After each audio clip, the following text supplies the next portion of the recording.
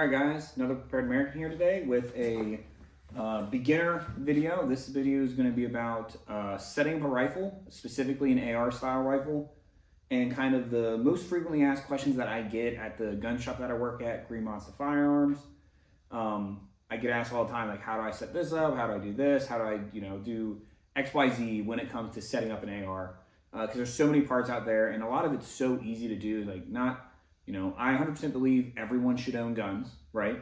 It is our right as Americans. Not everyone should work on guns just because when you screw something up and you bring it to our gunsmith and he has to cry about it because you screwed something up so bad it makes 3 times as much work for him. If you got questions, ask. Questions are good. Questions are how we learn. So here, I'm going to answer some of the most frequently asked questions that we get.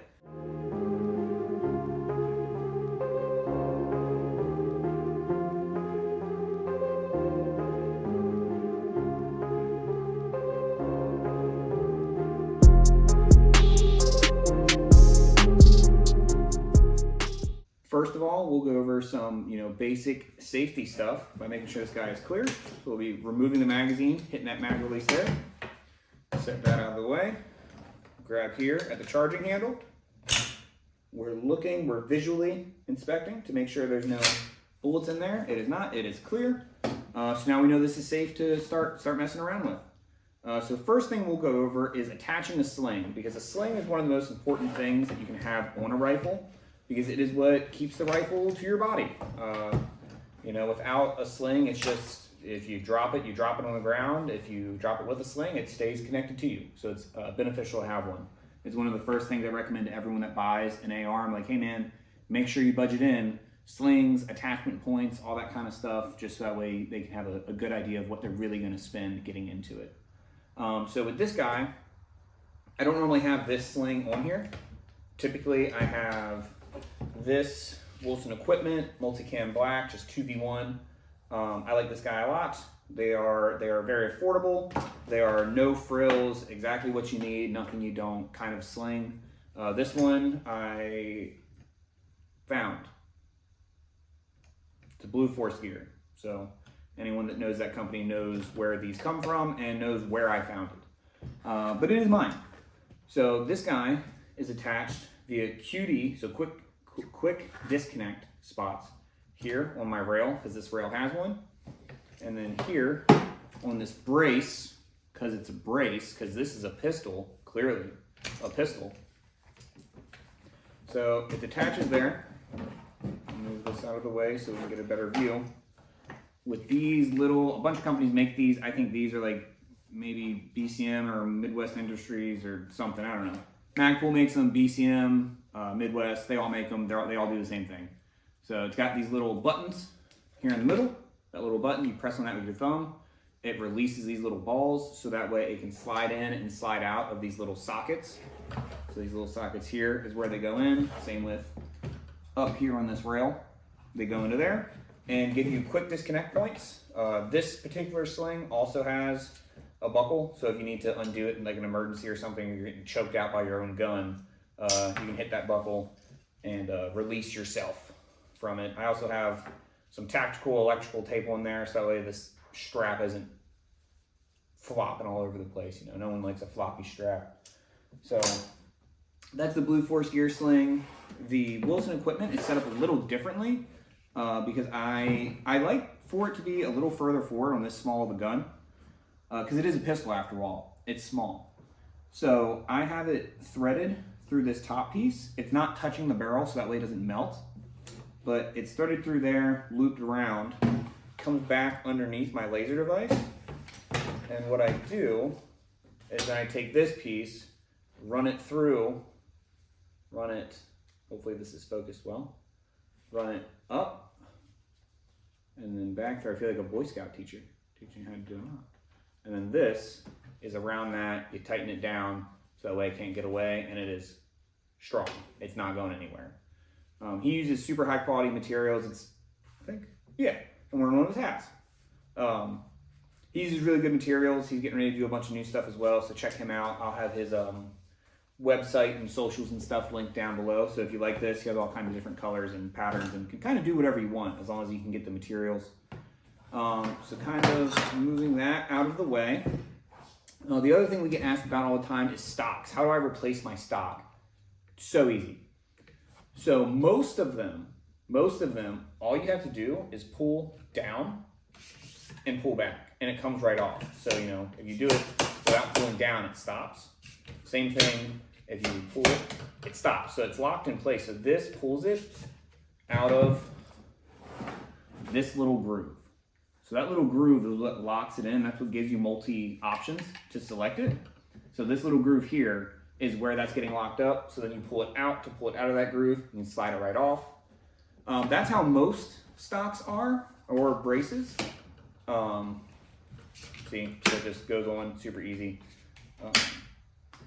But some of them are a little bit more complex because they think it's better. I don't know what their reasoning is. But so this is a BCM. Again, it's what I have on my rifle over there that I talked about in previous videos and you've seen me use.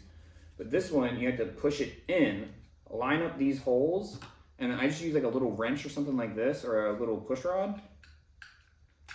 Push it through, so that way it's on both sides, and then you pull out. So it would be pushed down if it's on the gun. Push down, and then it'll slide on to disengage that. So a little more complex, takes a tool, but I do like those stocks a lot. They're very comfortable. They shoot well. So that's stocks, slings. Next we'll be going over, I'm not going to take off my laser because I really don't want to lose zero. It doesn't take long to zero it, but I don't want to. So that's why. So we'll be going over handguard furniture stuff. So this handguard is key mod, which I will show you in a second what that kind of means. Come on. There we go. All right. So looking, ooh, almost lost it there for a second. So I just use a screwdriver with a little Torx bit. This piece here is what goes into these slots. So what they do is they go in and slide forward. So they go in where it's big, on these big holes. They go in there and then slide forward, and then you tighten it down on those, and the tension is what keeps it locked in. Some people cry about key mod versus M-lock versus quad rail. Essentially, key mod and M-lock are like the same idea. Just M-lock tightens where it is, and you can only use one spot versus having to use two. And then the key mod, you have to use two every time or more, depending on how big the thing is you're putting on. But yeah, so to just put it back on, so we will.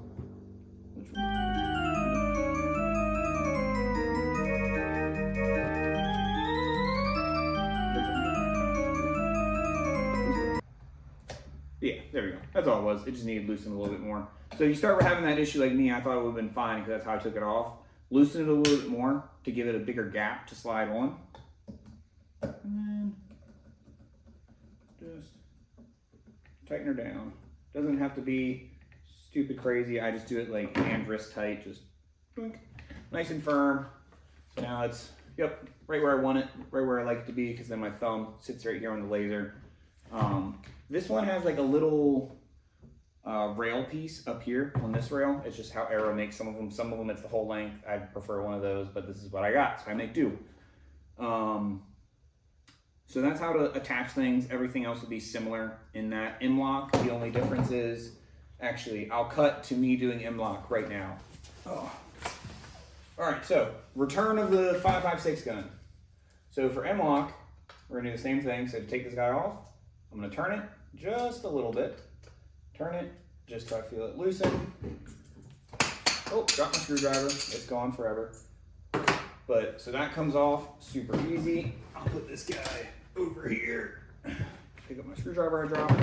All right, and so the way M-lock works is you have these nuts lined up so they're straight. So when you put them on, they go right in there. And then whenever you put pressure on it, it gives you that little gap. Hopefully it's focusing. So you see the little gap, and you turn it, it turns 90 degrees, and then pinches the rail and tightens on itself. So whenever you do that, it's giving constant tension to keep it on. I have noticed with M-LOK stuff, I have to hit it with some blue Loctite to make sure it doesn't vibrate loose just from shooting and moving and stuff like that over time. We'll put this guy back on there so it is lined up. I tighten it down, hand or wrist. Ooh, get off there. Same thing here. Tighten her down, hand or wrist, and that's on there. M-LOK is easy, so is key mod if you mess with it enough. I haven't messed with that thing in forever because it just lives on that gun. But that is how you do M-LOK, and then quad rail is just loosening and tightening something. And that one's super simple. If you need help, you should watch more videos on how tools work. Going into another basic piece of AR-15 like ownership and cleaning and functionality, because I do that all the time as well. I do it at work as well. I'll help people, especially if we're super slow and there's no one here, and be like, hey man, like, where do I oil this thing at? Well, I'll show you. So these two little pins are called your takedown pins. You can pop both and split the gun apart into the upper and lower receiver, but we're not gonna go into all that. So here on this side, see this guy right here? I press on it, it pushes this out. Some of yours will be super tight, and it's not you. It could be you, but it's probably just super tight. And so if you take like a little punch rod and you just kind of tap it, it'll just come right out. Charging handle, grab it, pull this guy out. Charging handle will come back and then slide down because it's got that little notch right here. That's what locks it in place. So when you're putting it back in, you have to find that notch, push it in, and pull down. Don't judge me for how dirty this gun is. It's a 300 blackout, so it's unburnt powder and all kinds of junk. But this is your bolt carrier group. This is your charging handle. Lubing on the bolt carrier group. Oh yeah, she's dirty. Oh my. Ugh. So here, where you're starting to see some silver, you'll want to hit some lube there. Same with here and here on these rails. Anywhere where you start to see like metal color coming through is where you're getting rub. Same thing up here on the gas key. So you're gonna want to lube there, lube here a little bit, lube there, lube there. You can lube your charging handle if you want, if it's like super crunchy sounding. You just want to hit it along the top, just real light. You don't need a ton. A little bit goes a long way, especially if you're using good oil like Lucas oil. We just got this new company at work. I haven't tried their stuff yet, but it seems good. It seems like it's a similar viscosity to the Lucas, so it should be good stuff overall. But I'll put up pictures of both of them. But then looking in here, you don't want to oil your trigger. Stay away from that. But then looking into the upper receiver, you'll notice spots where it's rubbed. See where you see metal starting to come through. Again, same thing, just a little bit of lube, a little bit goes a long way. 2 or 3 drops, take your finger, spread it around, and you'll be good to go.